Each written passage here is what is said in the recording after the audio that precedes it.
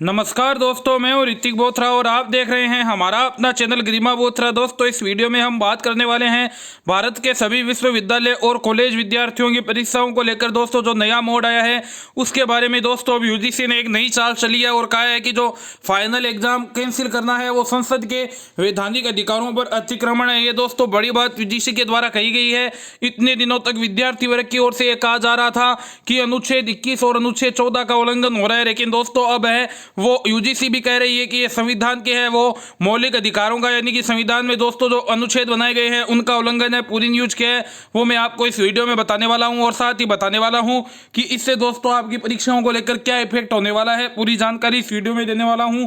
लेकिन आगे बढ़ने से पहले यदि आपने अभी तक हमारे अपने चैनल गरिमा बोथरा को सब्सक्राइब नहीं किया है तो सब्सक्राइब कर लीजिए, बेल आइकन बटन को दबा दीजिए जिससे सभी प्रकार के नोटिफिकेशन आपको सबसे पहले मिल सके और आपके पास पहुंचे सही वह सटीक न्यूज।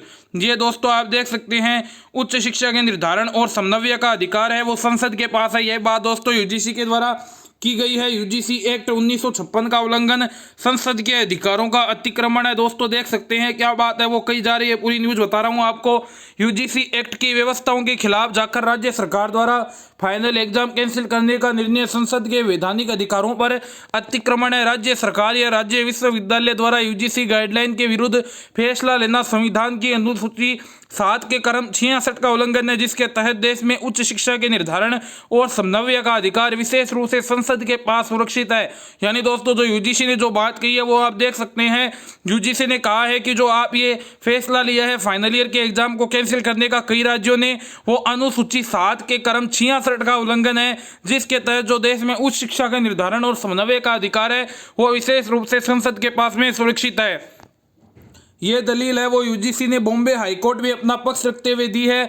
यूजीसी की यह दलील बेहद महत्वपूर्ण इसीलिए भी है क्योंकि इस तरह के मामलों में माननीय सर्वोच्च न्यायालय द्वारा पूर्व में कई फैसले दिए जा चुके हैं। दरअसल सुप्रीम कोर्ट द्वारा महाराष्ट्र सरकार से संबंधित मामले में भी इसी तथ्य पर 2006 में भी एक फैसला दिया जा चुका है।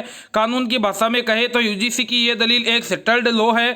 यानी दोस्तों यूजीसी ये प्रयास कर रहा है कि जो सुप्रीम कोर्ट ने पहले डिसीजन दिया है 2006 में, उसी को आधार बना करके वो इस बार भी अपने फेवर में है वो डिसीजन ले ले और जो भारत के सभी विद्यार्थी हैं उनकी फाइनल ईयर की है वो परीक्षाएं ली जाए। बॉम्बे हाईकोर्ट के चीफ जस्टिस की डिवीजन बेंच में लॉ स्टूडेंट की पीआईएल पर सुनवाई के दौरान यूजीसी से जवाब मांगा गया था। यूजीसी ने अपने जवाब में कहा है कि संसद द्वारा बनाए गए स्पेशल एक्ट यूजीसी एक्ट 1956 की व्यवस्थाओं के खिलाफ जाने का अधिकार राज्यों को नहीं है। इस तरह के फैसले लेकर यूजीसी एक्ट 1956 जैसे स्पेशल एक्ट के वैधानिक प्रावधानों को है वो नजरअंदाज नहीं किया जा सकता। यानी दोस्तों यूजीसी ने कहा है कि जो 1956 में एक्ट बना था उसको है वो नजरअंदाज नहीं किया जा सकता। यूजीसी का कहना है कि परीक्षाएं कैंसिल करना या बिना परीक्षा के छात्रों को ग्रेजुएट घोषित करना देश में शिक्षा के मानकों को प्रभावित करने वाला मामला है। यूजीसी ने यहाँ यह भी दोहराया है कि एक्सपर्ट कमेटी ने शिक्षा विश्वविद्यालयों के कुलपति और कई स्तर पर विचार विमर्श के बाद में यह गाइडलाइन जारी की है। आयोग ने कहा है कि फाइनल परीक्षाएं कराने के लिए मौजूदा परिस्थिति को देखते हुए 30 सितंबर तक का जो समय है वो पर्याप्त है। साथ ही परीक्षाओं के अनेक विकल्प भी संस्थानों को दिए गए हैं। बिना परीक्षाएं छात्रों को डिग्री अवॉर्ड करना उन्हें भविष्य के लिए बड़ा नुकसान होगा। उधर बॉम्बे हाईकोर्ट में यूजीसी गाइडलाइन और महाराष्ट्र सरकार के एग्जाम कैंसिल करने के आदेश से संबंधित कई मामले चल रहे हैं।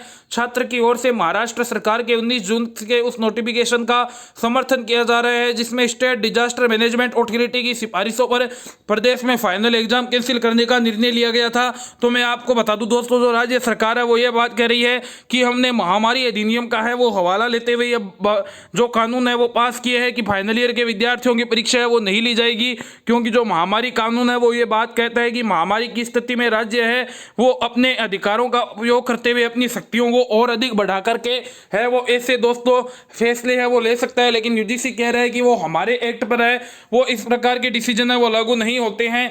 3 केस हुए क्लब 27 जुलाई को होने वाली है दोस्तों सुप्रीम कोर्ट में सुनवाई। यूजीसी गाइडलाइन के खिलाफ सुप्रीम कोर्ट ने 3 केस है वो क्लब कर दिए हैं। इसमें दोस्तों जो केस है वो मैं आपको बता देता हूं कौन कौन से हैं।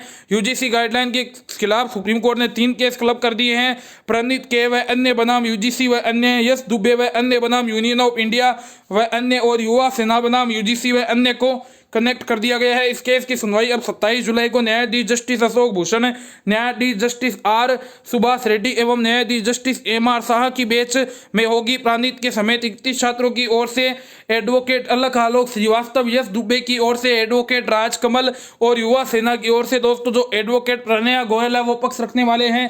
और UGC की ओर से दोस्तों जो हमारे सॉलिसिटर जनरल है तुषार मेहता जी वो अपना पक्ष रखेंगे। तो अब देखने वाली बात होगी कि सोमवार को दोस्तों सुप्रीम कोर्ट है वो इस पर क्या कहती है विद्यार्थियों का। और साथ ही साथ में दोस्तों महाराष्ट्र सरकार व कई अन्य राज्य सरकारों का ये पक्ष है कि जो इससे है दोस्तों वो अनुच्छेद 21 और अनुच्छेद 14 का उल्लंघन हो रहा है। अनुच्छेद 21 कहता है कि आपको जीवन जीने का अधिकार है। इस महामारी में यदि परीक्षाएं ली जाती है तो जीवन में है वो संकट पैदा हो रहा है, इसको लेकर के अनुच्छेद 21 का उल्लंघन है। और अनुच्छेद 14 जो ये बात कहता है कि विधि के समक्ष सबके लिए है वो समानता रहेगी। उसमें भी जब फर्स्ट ईयर और सेकेंड ईयर के विद्यार्थियों को प्रमोट कर दिया गया है तो फाइनल के विद्यार्थियों को क्यों नहीं प्रमोट किया गया है। UGC ये दलील दे रही है कि फाइनल ईयर के विद्यार्थियों को प्रमोट करने से उनकी डिग्री पर सवाल उठेगा। जबकि दोस्तों मैं आपसे बार बार ये बात कह रहा हूँ कि ये बात सही है कि परीक्षाएं होना इंपॉर्टेंट है, परीक्षाएं होनी चाहिए, लेकिन ये विशेष परिस्थितियां हैं और इसमें हमें अति विशेष निर्णय लेने होंगे। केवल फाइनल ईयर के दोस्तों जो मार्क्स होते हैं उसके आधार पर कभी भी डिग्री नहीं बनती है। जो डिग्री बनती है दोस्तों वो आपके, यदि आप UG में है तो आपके 3 साल या फिर 6 सेमेस्टर है तो उन 6 सेमेस्टर में जो आप एवरेज मार्क्स प्राप्त करते हैं उनके आधार पर डिग्री बनती है। और यदि आप PG में हैं तो आपके 2 साल या फिर 4 सेमेस्टर के आधार पर दोस्तों आपकी डिग्री बनेगी। केवल एक फाइनल सेमेस्टर या फाइनल ईयर के एग्जाम में जो आपने परसेंटेज या मार्क्स प्राप्त किए उसके आधार पर कभी भी डिग्री नहीं बनती है। UGC है दोस्तों वो प्रयास ऐसा कर रही है कि फाइनल ईयर के एग्जाम की अनिवार्यता को दिखा करके सुप्रीम कोर्ट से वो उनके फेवर में डिसीजन ले लिया जाए। लेकिन अब देखना यही होगा कि सोमवार को सुप्रीम कोर्ट क्या डिसीजन लेता है। इस पर कोई भी अपडेट होती है तो मैं आपके साथ में शेयर करके जानकारी दे दूंगा। विश्वविद्यालय और कॉलेज से जुड़ी हुई कोई भी जानकारी, कोई भी अपडेट पाने के लिए सब्सक्राइब कर लीजिए हमारे अपने चैनल गरिमा बोथरा को। मैं हूँ ऋतिक बोथरा। वीडियो अच्छा लगा हो तो अधिक से अधिक शेयर जरूर करें।